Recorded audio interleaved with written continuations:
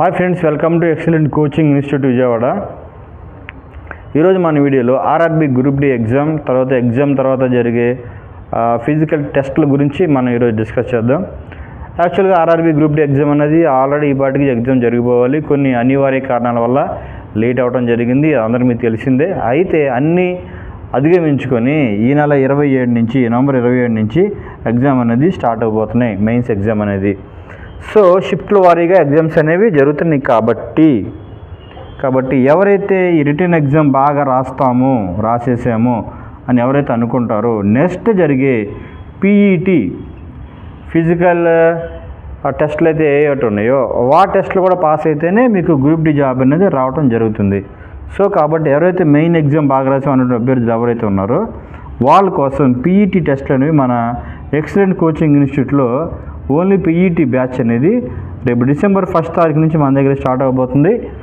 Start చేస్తున్నారు కాబట్టి morning 2 hours, ఆ తర్వాత ఈవినింగ్ 2 అవర్స్ పర్ డే, రోజుకి 4 గంటలు మన దగ్గర ఈ పీఈటీ టెస్ట్ అనేది మన దగ్గర చేపిస్తారు.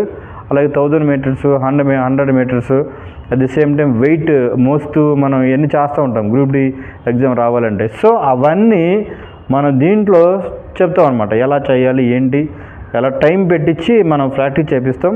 అట్ ది సేమ్ టైం మన ఎక్సైజ్ ఇన్స్టిట్యూట్లో జిమ్ కూడా ఉంది. సో మీరు ఆ జిమ్ కూడా మీరు ఉపయోగించుకోవచ్చు.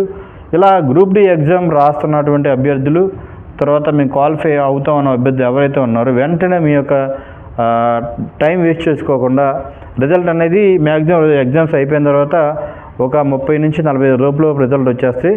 రిజల్ట్ వచ్చిన తర్వాత వెంటనే మనం ఈ ఫిజికల్ టెస్ట్లు అనేది క్వాలిఫై అవ్వాల్సి ఉంటుంది. కాబట్టి మనం ఇప్పటి నుంచే ప్రిపేర్ అయితే చాలా ఈజీ అవుద్ది. అందుకనే రేపు డిసెంబర్ 1st మన దగ్గర బ్యాచ్ స్టార్ట్ అవుతుంది, పీఈటీ బ్యాచ్.